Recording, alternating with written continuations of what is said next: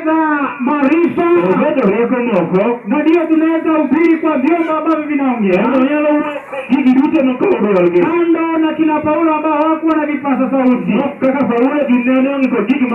Jioni kuna kufundisha kupitia kwa kitambaa,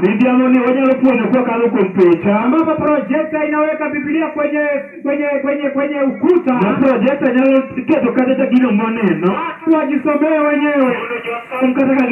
Leo tunaweza ubiri na tukaweka kwenye mtandao na ukarushwa. Dalili ya kurudi kwa Yesu imekaribia. Msomaji Danieli akasema nini?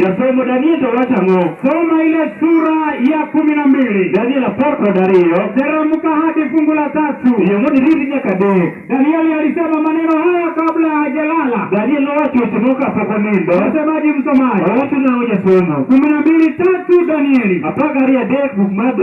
Soma. Biblia takatifu inasema, na walio na hekima watang'aa kama mwangaza wa anga. Endelea.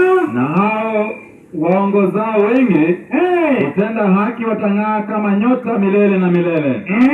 Mstari wa 4 inasema, lakini wewe Danieli. Kwa hiyo Biblia inasema kwamba na wengi, ama anasema ya kwamba na wote waongozao watu kwenye haki watang'aa milele na milele. Biblia swajili jogo matelo ne dijia dieri.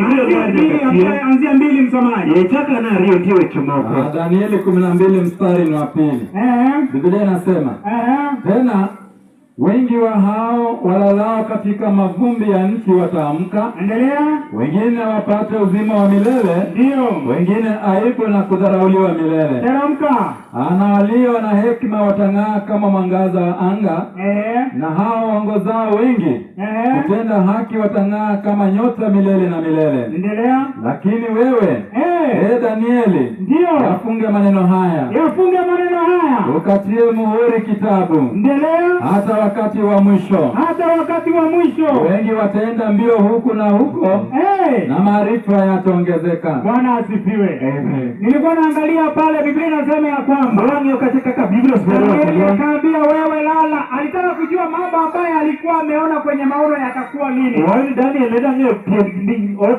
Alitamani hata yeye kuona yakitimia.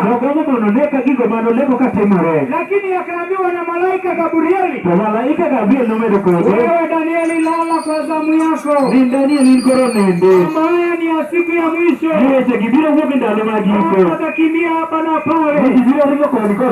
Maarifa yataongezeka. Yale aliyotabiri Danieli, kama leo ataamuka, atashuhudia kwamba anayaona. Dunia sasa